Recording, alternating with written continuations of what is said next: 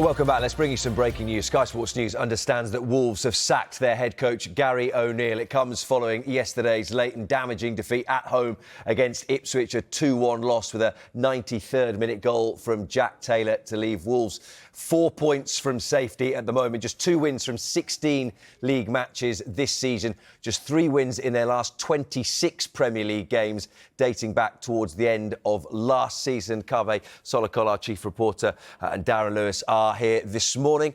What would your immediate reaction to that be, Kaveh? Well, I think it's sad news, but it is not unexpected. Gary O'Neill has been under a lot of pressure. There was talk that, he may go after the game against West Ham, which they lost. You have to say, yesterday they were very, very unlucky because they managed to get back into the game. They equalised, but then they conceded really, really late on from a set piece, and you just felt that that was the end for Gary O'Neill, especially because for the second game in a row, there were unsavoury scenes on the pitch afterwards, and the way the players were behaving led to questions being asked about how much control Gary O'Neill really had over that dressing room. And you said this is not unexpected news, that Gary O'Neill has lost his job. It was sort of described as El Sacico with him and Julian Lopetegui in the game on Monday. Then, after that, this week, in his column in the local paper, Jeff Shee, the chairman, says, while Gary O'Neill knows that improving our results quickly is essential for everyone associated with the football club, we are united in supporting him as all of us strive to make that progress happen. Now, if you think that if Gary O'Neill and his team lose a game against Ipswich on Saturday at home, then there's no choice but to sack him, why on earth would you say that in your local paper column earlier in the week?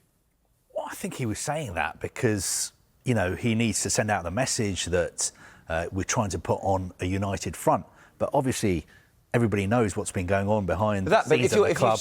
If you say that, then sack him, it comes across as though you're making it up as you go along a little bit, doesn't it?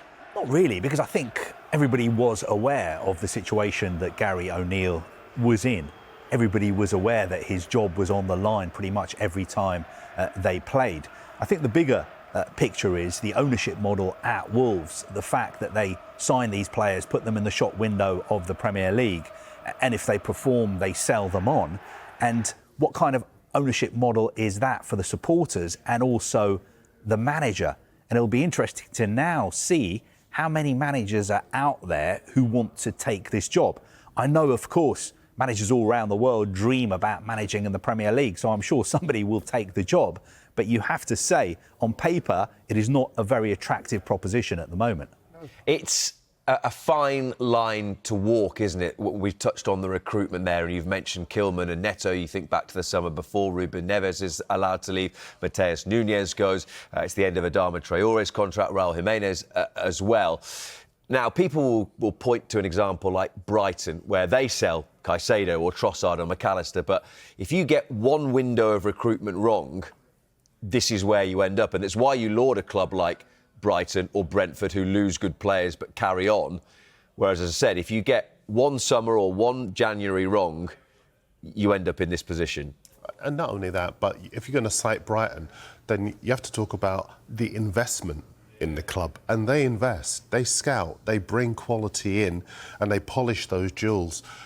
Where is the investment from Wolves? Where is the incentive to, as Kaveh was saying, other managers to say, yeah, they're a good option for me because they do invest in talent. They do give me the best chance of being able to succeed. Yes, there'll be bumps along the way, but if I get that support, I know I can go out there and punch my weight. And I think as far as O'Neill's concerned, the job he did in that first season suggested that he could do an even better job with that backing, but instead they took away options from him. I've got to say also this, as far as O'Neill is concerned, Wolves have been on the other end, on the wrong end of some shocking decisions. And the other day in the West Ham game, I think it was, a couple of penalties that for all the world looked nailed on, and he didn't get them. And very often, Gary has come out, he articulates himself superbly well and speaks about what we've all seen, and he's the one who's censured for it. He's the one who's reminded of his responsibilities. He's the one who's slapped down, and now he ultimately is the one who has been sacked. I think he's been very hard done by.